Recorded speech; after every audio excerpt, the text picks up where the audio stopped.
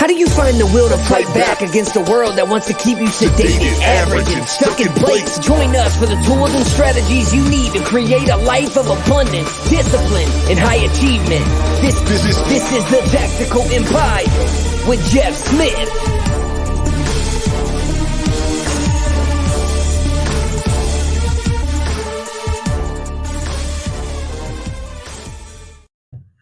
Welcome to another edition of the Tactical Empire.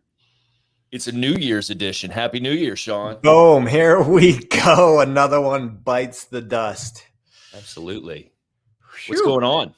Hey, it's been a really good year. I just have to be grateful and thankful for where we are. If you would tell me 10 years ago that I'd be where I am today, I wouldn't have been able to connect the dots. I wouldn't have been able to visualize that. I know we talk about visions in here, and I think it's still really, really hard to pinpoint exactly where you're going to be. I think getting a general idea of where you want to be is great, but it really just comes down to just doing the damn thing, taking action, taking steps, reassessing, figure out if what you're doing is working, and then getting the help from a variety of people that have some perspective on helping you get there. So I didn't know how I was going to get here. Didn't know I could get here, but with your help and the help of some other people, here we are. So a great year, ready for 2024. We're going to rock it. How about you? Yeah, man, I'm optimistic. I'm excited about 2024. I think it's going to be one of the most tumultuous, chaotic years we've ever seen. But I also feel like there's going to be a lot of opportunity with that. And I think that we're surrounded by a good group of people. I think that if you stay focused on what's important and kind of look for opportunities and stay optimistic in spite of all the negativity, I think that there's a lot of opportunity to continue to move forward. And so I'm really looking forward to 2024. 2023 was a okay year. it was all good. I mean, I really dialed in like a lot of areas and I'm really, really happy with my consistency. In kind of the evolution of some things, I didn't get where I wanted to in some areas regarding business, just because I was fighting some of the banking issues and shit that we're dealing with in the lending market. So I wasn't able to move with the ability or the agility that I would have liked to have. But there's a reason for that. I'm certain of it. And maybe my dumbass would have went out and got another 100 properties or something and been fucking up shit creek, even worse than I was. Potentially, I don't know. But I've been kind of handcuffed by lending. And so that's been holding me up, as you know. Well, it's probably made, and you're a smart guy when it comes to a lot of stuff, but it's probably stretched you to possibly learn about some other strategies or have conversations with people that you may have never had conversations about, borrowing from. I don't know, but I got put in a position where I got pinched trying to buy a property with financing when all those changes were happening. And I had to come up with a substantial amount of money in 2 weeks. Yeah. And I never thought I'd be in that position, nor did I think I could pull it off, but we pulled it off. So probably at a different scale for you, but 2024 is going to be interesting. If you guys are watching the YouTube, screenshot this, because I want 12 months from now, after the 6 Smiths are on the road for the majority of 2024, I want a picture of Jeff's face 12 months from now to what he looks like today. It's going to be like the presidential candidates on day 1 versus year 8. And they don't even look anything alike. No chance, man. No chance. The reason that is literally the easiest part of my life at this point. Like running our family is so fulfilling and just it's literally where I get my balance from, which wasn't ever the case before. And so like I really just have leaned into our family. They're fun. Our kids are growing up. They're turning into little people. And it's super interesting just to kind of hang out with them and spend a lot of time with them, do the homeschooling route. And then, we're going on the road RVing for the next couple of years. But I think the stressors will be external more so than like internal. Cause I mean, we're as solid as we've been internally, like ever. Just because of like the lessons we've been able to impart on our kids. And like, I mean, we're teaching them all this personal development shit as they go. So they're like becoming weaponized with their like emotional fucking gauges and how they process information and how Mm.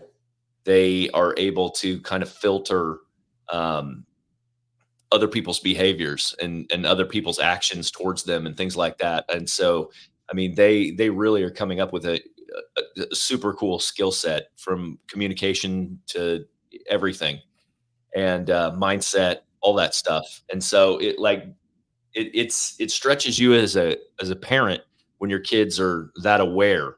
Mm. And so it's super interesting. That part is fun. But as far as like the stress of being on the road, I think the stress will just be like the logistics of hauling around a 44-foot trailer and a big Yeah. ass. So I mean, six people and a dog is a lot, no matter what. But Oh yeah. I'm definitely looking forward to it. I'm gonna make a shitload of money this year too. So like I've got there's no slowing down in any of the areas. So I look forward to it. I look forward to seeing where you're going to be recording podcasts from. Do you have a little office in that thing, or are you just going to be connecting to the local coffee shop? The no, Wi-Fi. it'll be our master bedroom's going to be where I work, and Love it. so we've had to kind of line out those specifics and kind of what we're shopping for. We're going in 2 weeks to Tampa, Florida, to like this huge ass RV show, and they're supposed to have all the 2024 models out, and then that'll be like our final decision. We're going to choose and buy, and then begin to move forward. Because we're doing the work on our house right now to get it ready to sell and everything else. And so it'll All be a right. couple years on the road for the Smiths, and then we'll return to somewhere in Middle Texas to buy a bunch of acreage and retire to a ranch and maybe disappear. I don't know if I'll have that Okay. kind of money yet. Fantastic.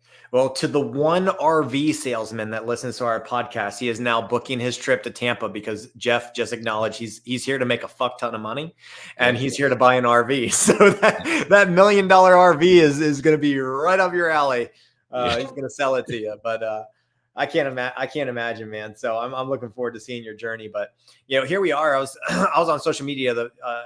I'm on social media every day, but I've been seeing a consistent theme of people posting their top lessons from the year. And I was like, man, I can't even think of things like that. But I, sat down yesterday when I had a little bit of a break, and I was like, what would be the main lessons that I've learned from this year in a variety of areas of my life? And I made that post today on Facebook, and it's kind of gotten some attention. So, I thought it would be good to jump on the podcast today, read through them.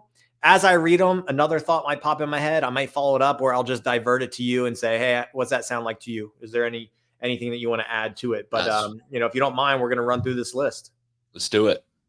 All right. And again, this is a variety of topics. So if the first two don't stick with you, stick with us, because, I kind of jumped around from the main areas of my life. But number one, this is a tactical empire special right here. It is entirely possible to accomplish your 3-year goals in less than 12 months with the right guidance and the right system. This is literally what we harp on. We are trying to compress time. And not only have I seen that play out in my life, I am now seeing that play out in over 50 men's lives within the inner circle, and people that aren't in the inner circle that still follow our content. They're making changes, maybe without our hand holding and guidance, but it is entirely possible to take what you think can get done in 3 years and do it in 2024. Jeff, thoughts? Yeah, man. No, you know how I feel about that. I think the majority of people just think too small, and they don't have enough confidence in themselves to execute at the level necessary to accomplish those things. Most people just wait. Like you've been around me long enough to know. I mean, I'm sure you've seen even conversations where people just sit around and they're like, all I want to do is take my wife to Italy for 2 weeks. And you're like, well, what are you waiting on? And like, you watch that light bulb moment turn on for them, and it's like nothing. The money's in the bank, the fucking hay's in the barn. Like they've done all the work. There's literally nothing holding them back from besides just like self-doubt Or in my case, like when I first started along this journey, it was mostly ego. Like I couldn't be away from things long enough to take the trips, to do the things. And fortunately, I mean, like that was terrible for my relationships, right? Sure. And and so like you have to really balance that stuff out. You can't always promise the people in your life to just wait till next year. Like Yeah. I mean, next year never comes sometimes for Yeah. some people. And then Yeah. like the other people, I mean, they've been having your back for long enough that you should put some ROI in their life experiences. And so, yeah, man, I think that is a lot of people could do that. If you write down, if you just did this exercise at the beginning of 2024 and said, okay, in 2027, here's 20 things I want to accomplish by 2027. Just write them down. Pie in the sky bullshit. I guarantee if you do that and write them down, that you could cross off 12 of them by the end of the year, if not all 20. Yeah. Most people they overestimate the amount of time that it takes to accomplish a focused goal. Oh, that's a quote right there. We're gonna pull that one. We don't have a social media creator, but they would pull that one out and put that on a little sticker quote. I'll use that one. That was a great one. I love it. Number 2, after starting coaching people on money via mentorship this year, I realized that most people do not track their monthly spending, and because of this, they spend thousands of dollars on eating out and on things that they actually verbalize after the fact that they didn't actually need or want. So I made a comment here: track your money, tighten up in Q1, and you'll be living a more financially secure life in Q2. Now, we are about abundance. We are not about cutting your way to wealth. Those are the people that are doing well, that already like those aren't the people I'm talking about. I got a very more than I did in the past. I got exposure to a lot of people's personal finances over this past year, and I was blown away about the amount of money that people are spending on things that they don't even know they're spending on. If once they actually start talking to themselves or their partner, they can make some big changes very quickly. I don't mind the person that eats out. If you're making $500 an hour and you can buy $20 lunches every single day, go be my guest. But the people that literally are in the negative on a month-to-month basis, and then you see they got $1,500 on Uber Eats for the same shit every day, it's mind-blowing. So I think the underlying premise here is you gotta track your finances. We talk about leadership and financial education, literacy being the top 2 most important things to your success in life. Yep. I would just add, like, for simplicity's sake, I don't have a ton to add there, but I do say, like, pay yourself first and then figure out some sort of bucket system that will work for you. That's what works for me. I don't budget shit. I spend a lot of money, but like I've never been able to adhere to a budget either because it feels too authoritarian to me, or like I just don't like that level of oversight or something. But like what works for me is sweeping money. So I pay myself first. When the money comes in, it goes to the different buckets, and then that keeps us in alignment. Yeah. And we're gonna have to do figure out a system that works for you, but don't be an ass with your money, for sure. Yeah, a lot of people, I mean, everyone's heard of budgeting, but not very many people have heard of buckets or sweep accounts. So we'll have to do a podcast episode on that. Number 3, in the same kind of general sphere here, because I worked with people on personal finances, individuals and couples and business owners this year,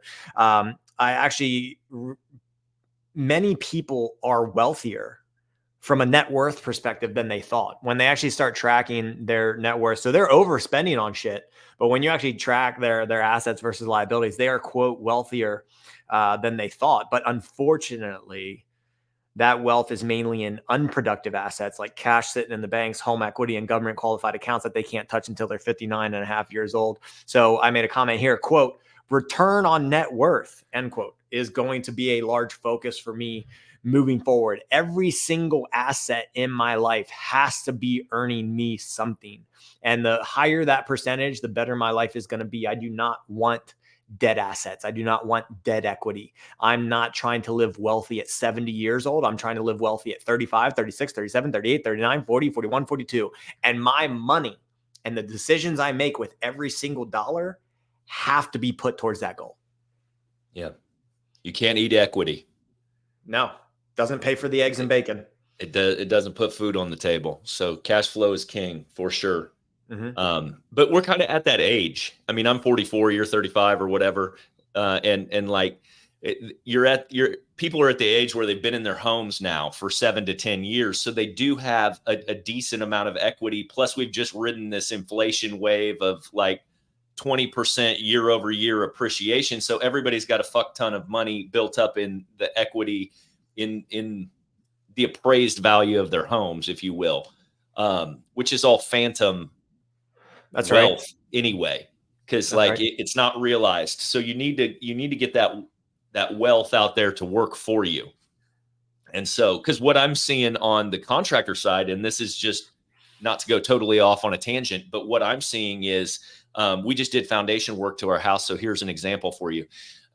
15 years ago in Houston, everybody has to get foundation work because the soil's fucking sand. So like you do foundation work every 15 years to your house.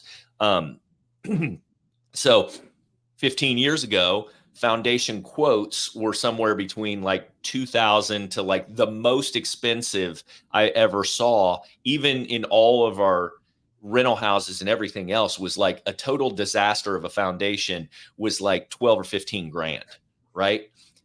Dude, we got quotes on our house from $25,000 to $110,000 for foundation repair. And what the reason for that, I'm speculating, but the prices have went up tremendously in that space. And what they're telling you to do, because they have now lined up the lending and they have lined up all this other shit, they're saying, well, your homes have appreciated X amount over the last 5 years. So you have all this built-in equity. So we have preferred lenders that will just write you a line of credit. So now you can pay us $100,000 for this foundation repair that used to cost us $10,000 5 years ago.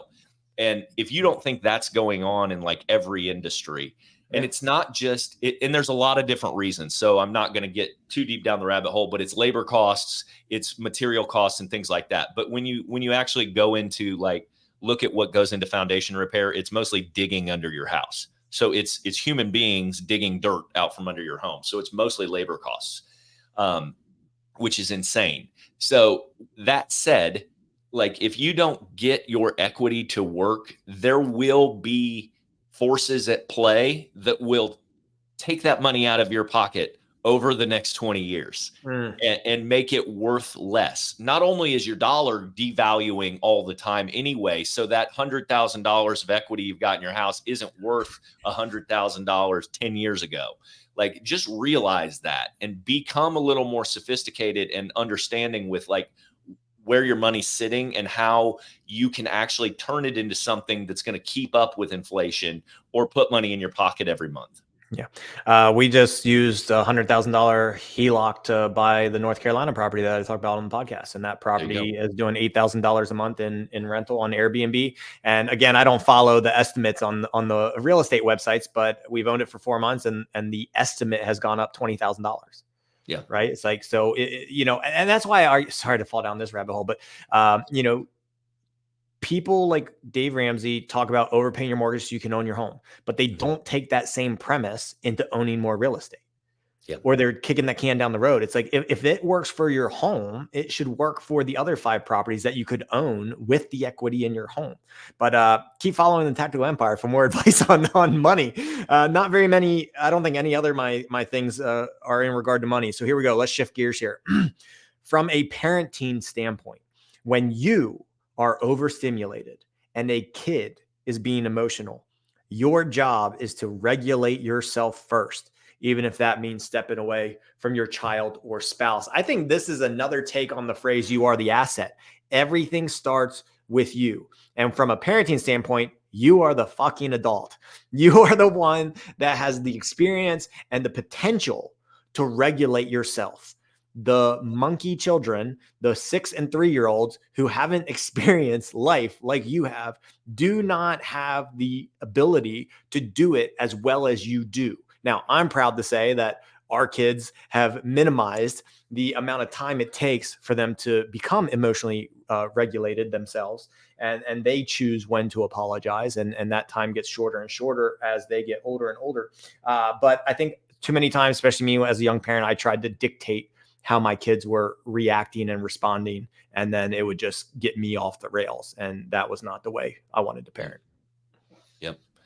Yeah. I mean, as the leader of your household, you have to understand that your actual like vibrational energy is the energy that's carried through your home. That's one thing for me. Like I would just be pissed off or stressed out about something, but I'm not taking it out on everybody, but it's still palpable energy Sure. in our home. And so like for me, I have to self-regulate, like, cause I'm a fucking passionate dude.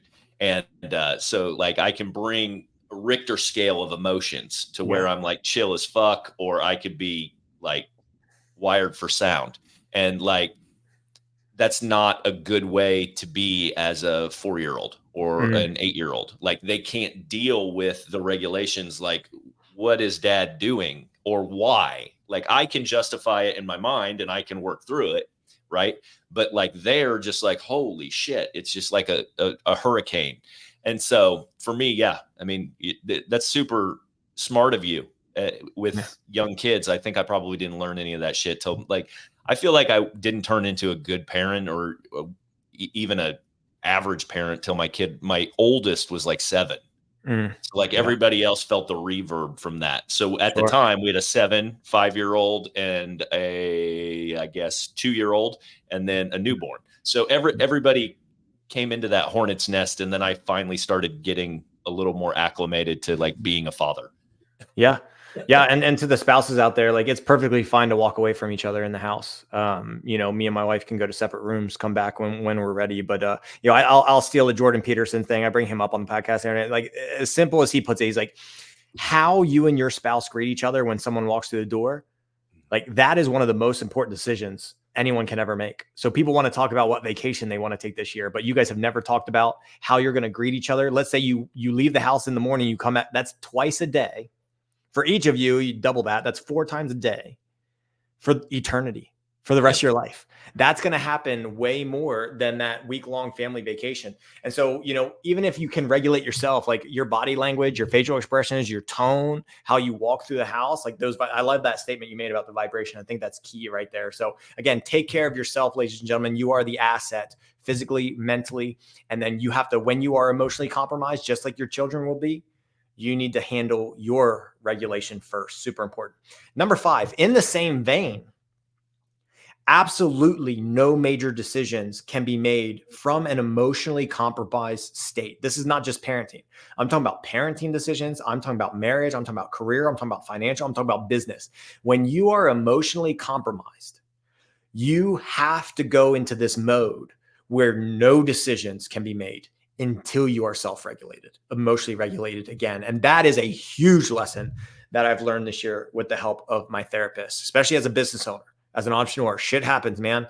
That's why we're called firefighter. We put out fires all day long, right? But we have to stop making decisions when we are emotionally compromised. Yeah. I had to learn that one a long time ago. So it's hard. And I put that one in there because I like to move fast. Even though I'm a studier, even though I'm macro level patient, I'm micro level fast. Like, okay, I think that's what makes me a good mentor. A mentee can bring me a problem, and you said this to me on a call the other day, so I think you're the same way. Give me 5 minutes, I'll have 4 different things that we'll be able to talk about, and then you can choose which one. Like I'm a solutions-oriented person, and I can create solutions very quickly. So when I create solutions quickly, I want to choose one quickly. Yeah. And I've learned that the bigger my empire gets, the more time I have to take between that event and my response. If my response is not delayed, it's more of a reaction. And reactions do not create as good outcomes as responses. Well, I think also what you have to learn as you get a little older is that like how much of your behavior patterns were out of scarcity in the past. Or like for me, it was always like I should be further along than I am right now. And so like that made me work with a sense of urgency, and I could never really like wrap my head around the level of calm that I bring now, Mm. which is like, I think the biggest thing I've done over the last 2 or 3 years is probably just chilled the fuck out and like understood that like everything's coming and that like it's all right here. And some of that is having done the work. Like I did a solo episode a couple weeks ago on here about that. And like it's kind of like you have to understand that the work has to be done at some point. But like your sense of urgency of banging your fucking head on the wall about it every day is not making anything better or making anything move faster. When you can take that step back and have that macro level view of everything and just like the level of calm that like it's all happening, everything's going to happen just as it should. And when you can accept that and like you can enjoy more of the little things in life than like the 50 things that went wrong as you slam the phone down every day, which is like the vibe I used to work in, which was like highly in motion, I guess. I don't know Mhm. how to really put it, but like I was trying to force things always, force things to move faster, force decisions to be made faster, everything like that. And so like emotional regulation when it comes to decision making is huge. And being able to kind of throttle that off and say, you know what? Like it doesn't matter if this deal goes through. Mm. It is going to work or it isn't going to work, but it's not like I've done everything I can do. And I think real estate teaches you that more than most because like I have to go to every decision or every point in the process and say, have I done everything I could do and within my power to make this thing Right. move forward? And like that's not to place the blame on someone else. That's just to say like, fuck it, it's in God's hands at this point. Yeah. I don't know. Yeah. Yeah. Like, Well, that's actually what I learned. It was like if I took all the steps I can take and I can't take another step, whether I'm waiting on someone else to make a decision or not, I have to give myself the permission and the ability to go focus on something else. Yep. Until that next thing happens. So I think we're hitting the nail on the head with that one. This one. one a little bit deeper here, but like, but it plays off of it. Like no one, and I mean no one, can give you a timeline on making an important decision that impacts your life solely for their benefit. Now, like there's some things that happened in my life the past year where other people tried to dictate a timeline on me making a decision. And, they were trying to do that to put me in a position to benefit them. But it was a huge decision in my world. So I had to slow down there. But something as small as, my oldest brother's trying to get a HELOC on his house and the bank came back with a counter offer. And it was like such a lower number than what they have built. And I get why they're doing it, but like the banker was like, you have 48 hours to tell us yes or no on this. And my brother called me. I'm like, go fucking talk to 5 other banks. Like if that's how that bank's going to play with you right now on your home equity, like go get 5 others to start the conversation. Let them know that it's perfectly fine. I'm not making a decision in 48 hours with my home equity, so something like that. I know we're getting a little long here. So do you have anything to add there before I jump to the next one? Number 7, we're not going to dive down this one because this is a huge part of our system and we have plenty of other podcasts on it, but I'd be remiss not to say it. Infinite banking via high early cash value life insurance is the most diverse and characteristically positive financial tool in the United States. And it is refreshing to see it gaining more traction from those looking to escape the matrix that is traditional personal finance. Personal finance is a matrix. It is a matrix to get you stuck. It is not a matrix to make you wealthy. When I look at my YouTube channel, which revolves around cash value life insurance and infinite banking, 98% of the people that watch my videos are between the ages of 20 and 40, and 91% of them are men. Okay. So I like the 9% of women that are watching. I want more women to be studying finance and finding this tool. But the quote, younger generation who grew up watching their parents invest in the stock market and they're seeing their parents, quote, retire and they don't have enough. They are searching for a better tool for their money. And in my opinion, the infinite banking concept backed by the life insurance product is ultimately the best way to get where people want to get to now and in the future. Yep. DM us if you haven't started a policy yet. Let's go. We'll get you rolling. Number 8, and this is something that I've really recently became aware of because of what we're doing here in the tech empire and the type of men that we're working with. I have been saying for years, I'm a big believer in skin in the game, especially from a mentorship perspective or who I'm hiring. So I say, I'm a big believer in being mentored by those that have done the thing I'm trying to do. But what's become more aware to me is the downside to saying that is now I'm disqualifying myself from working with people that want to do something that I haven't done. And what I had to become aware of is, as a mentor, I'm not here to give them the answers. I'm here to give them perspective. If I have experience in that realm, maybe I can give better perspective. But sometimes mentees aren't needing help in the damn thing. They need help with something else. They need an unbiased, unconnected person to find the story that they've created, find the bullshit, find the 2x things, as Dan Sullivan was, the 2x things that they're focusing on, and help them focus on the 10x things, because the principles stay the same regardless of the scale. Maybe strategies change, but the principles stay the same. And this happened. I just started working with someone in the inner circle who is building $1 million company. I'm in the process of building $1 million company, but I have yet to build $1 million company. And I have to have belief in myself that I can help get them there. And the first phone call I had with them, I again, perspective helped. I found the areas in which they were still doing the work and still focusing on that they should not be doing the work and focusing on in order to build $1 million company. Yeah, that's good. That's good. I mean, I like that one. it's really just scale. Like, I mean, and I think it's important to surround yourself with people that are moving at the same cadence that you're moving. I think that's almost more mentors or like guides or coaches are very important.